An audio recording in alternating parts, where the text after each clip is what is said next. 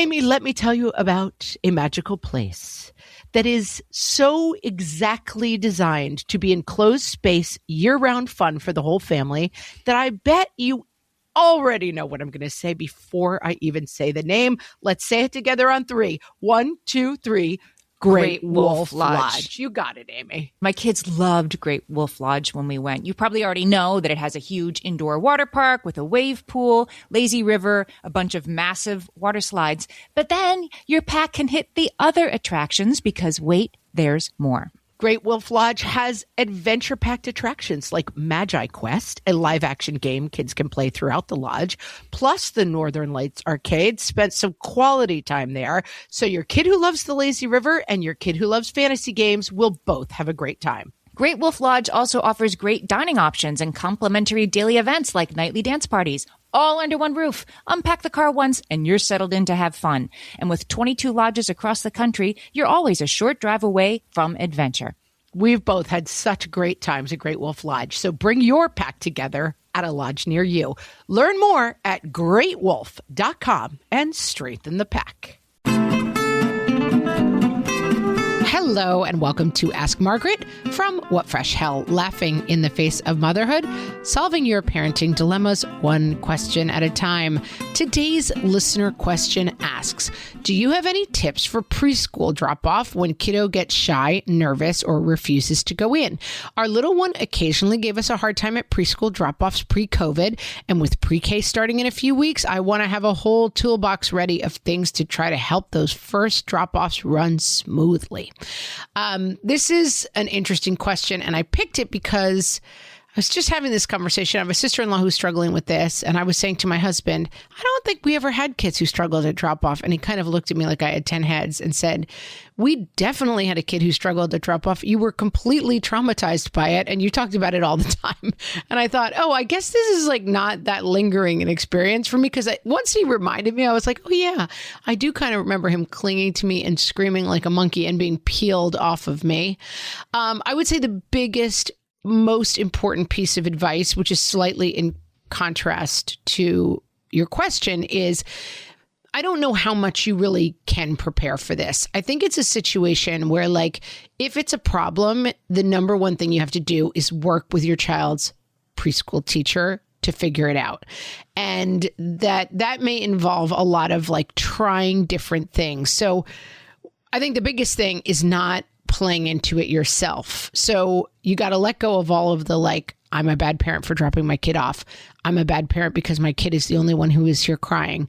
The preschool teachers have never seen anything as terrible as my child at drop off in the way that they behave. None of those things are true. So like cross those off your mind and out of your equation, because I guarantee you that the preschool teacher has seen a whole lot more crazy than your kid.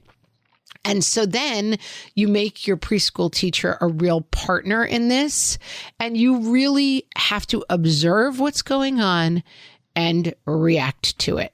That's going to be the key. So, okay, the kid's always having the worst time on Monday. Then you might write down for a week, like which days were hard and which days were easier. So if it's Friday, it's like, okay, they're just tired at the end of the week. That makes drop off hard on Fridays. One day a week of bad drop off is not hard.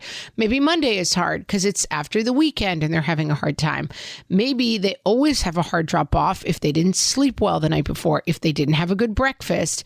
And so by really like keeping a journal about how it's going for the first couple of weeks, I think you can start to analyze like where your possible fixes come in. I will link to an article from whattoexpect.com, and their first point, they must be geniuses because they agree with me, check in with the teachers. And another thing that they suggest that is crucial is for the teachers to let you know how long this is going on. So if you have a kid who's crying for 3 hours after drop off for an extended period of time, that is a problem you're going to have to address, probably on a larger scale. Maybe that kid is not ready for a full day preschool. Maybe a lot of different things are going on. Most kids are getting dropped off. They're crying for a while, possibly quite hysterically. And then 15 minutes later, they're engaged and playing. And that's no big deal. And so get lots of information from the kid's teacher, and then make sure you know how much of a problem this is. So like extended crying, we might have a problem. We might have to talk about whether or not they're not ready. But a little crying every day, you're both going to survive it. It's going to be fine. Their other tips are maybe trying to wake up a little bit earlier, having a really strong morning routine. This is advice that I'm like, no, thank you. I like to get up at the last possible second and throw everyone in the car with like a little bit of breakfast. But, hungry and tired kids are going to have a lot more of an emotional reaction than well-fed kids who've had a little bit of time to like wake up and accept the day. And so as much as I dislike this advice personally, it probably is good. And then they have the tip of the security object. I think that can work. I think sometimes this is where I kind of read some of this advice and I'm like, yeah, I have a kid who like, I put a magic kiss in your hand. They would have like thrown the kiss in my face and been like, no, I just want to come home. So this kind of advice, if it works for your kid, it's great. And if it doesn't work for your kid, I would go back to the teacher and say, like, we tried maybe a security object. Maybe there's a bear that they like to have with them. You might try things like that. And there's tips in this article that might help, but I kind of look at some of them and I'm like, I don't know that my kid would have gone for that. That's where I go back to the teacher. And then their big tip, and this is my big takeaway, and I speak to you from, I am the ghost of older kid future. Don't lean into this. I think that the more emotionally upset it makes you, the more your kid thinks they have something to fear. I would avoid saying things to your kid like, you're so brave and so big, I know you can do it, because you're kind of hinting and suggesting to your kid that like, this is something that you need to be really brave for. And it's not, it's just time at Mrs. Smith's house or Happy Valley daytime school, where it is they're going. Like, it's school time and this is where we're going and this is what we're doing. Oh, I know you don't want to leave mom, but look at all the exciting things you're going to get to do today. Oh, I think you're going to get to do clay today. And that you kind of, my favorite advice ever, you're kind of blank facing all the emotionality around it, because the more you play into, oh, you're going to be brave and you're going to separate from me, and then you get emotional, it's going to make the situation worse. So I think as much as you can, you're a neutral and a positive about what's going on. And your kid is getting more and more used to the drop off, and you're keeping track of what's making the drop off hard, and you're adapting and finding solutions to that on a daily basis in close partnership with the preschool teacher. And I think if you do all of those things, listen, it's not going to go great. You're going to have a couple days of pulling the claw monkey off of you as they cry. They're going to survive that too. And when you get to be an old lady like me, you're going to be like, huh, was it bad? I don't really remember it.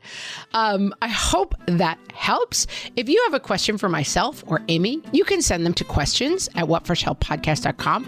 You can also ask them on our Facebook group or on our Instagram page, and you might hear your question answered on an upcoming episode. Thanks for listening.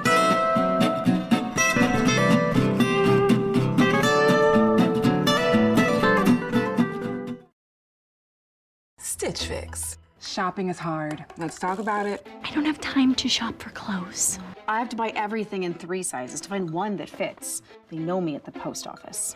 Workout wear is my only wear. Stitch Fix makes shopping easy. Just show your size, style, and budget, and your stylist sends personalized looks right to your door. No subscription required, plus free shipping and returns. Oh, wow. That was easy. Stitch Fix. Online personal styling for everyone. Take your style quiz today at stitchfix.com.